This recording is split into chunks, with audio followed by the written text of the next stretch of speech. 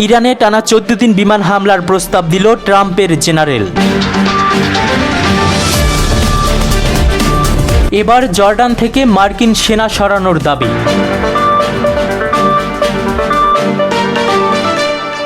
ইরানের হামলায় 4 মার্কিন সেনা সদস্য নিহতের পর ইরানের বিরুদ্ধে 10 থেকে 14 দিনের তীব্র বিমান হামলার একটি সামরিক প্রস্তাব পর্যালোচনা করছেন মার্কিন প্রেসিডেন্ট ডোনাল্ড ট্রাম্প।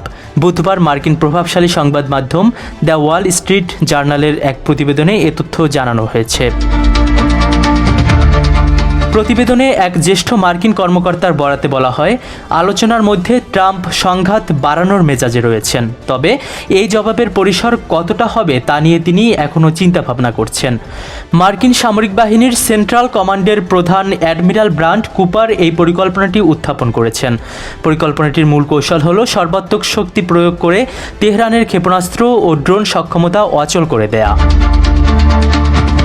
অ্যাডমিরাল কুপারের মতে ইরানের হুমকি উল্লেখযোগ্যভাবে নিষ্ক্রিয় করতে এবং বর্তমান অচলাবস্থা ভাঙতে ওয়াশিংটনকে অবশ্যই বিমান হামলার তীব্রতা বাড়াতে হবে। তিনি যুক্তি দেন, তেহরানের আক্রমণাত্মক সামরিক অবকাঠামো ধ্বংস করতে পারলে পরবর্তীতে মার্কিন বাহিনীকে আর শুধু আত্মরক্ষামূলক অস্ত্রের উপর নির্ভর করতে হবে না।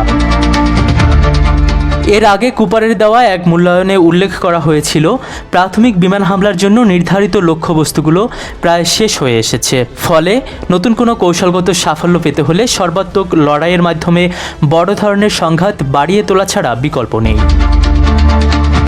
তবে সেনকম প্রধানের এই পরিকল্পনার বিপক্ষে সতর্ক অবস্থান নিয়েছেন মার্কিন যৌথ বাহিনীর প্রধান জেনারেল ড্যান কেইন।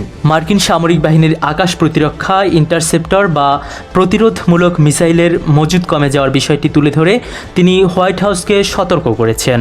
কেইন জানান, বড় ধরনের সামরিক অভিযান পরিচালনা করা অসম্ভব নয়, তবে গোলাবারুদের ঘাটতির কারণে এটি মার্কিন বাহিনী ও আঞ্চলিক মিত্রদের বড় ধরনের ঝুঁকিতে ফেলবে। এদিকে মার্কিন প্রতিরক্ষা দপ্তরের অভ্যন্তরীণ কোন্দলের খবর ছড়িয়ে পড়লে পেন্টাগনের মুখপাত্র শন পার্নেল বিষয়টি অস্বীকার করেছেন।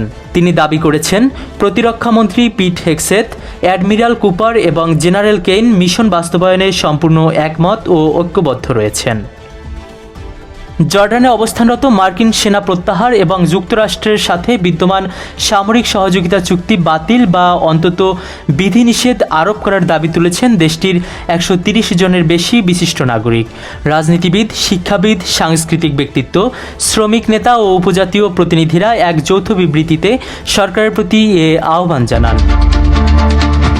বিবৃতিতে বলা হয়, জর্ডান কোনো আঞ্চলিক যুদ্ধের পক্ষ নয়, তাই দেশটির ভূখণ্ডকে বিদেশি সামরিক উপস্থিতি কিংবা আঞ্চলিক সংঘাতের অংশ হিসেবে ব্যবহার করা জাতীয় নিরাপত্তা ও সার্বভৌমত্বের জন্য ঝুঁকিপূর্ণ।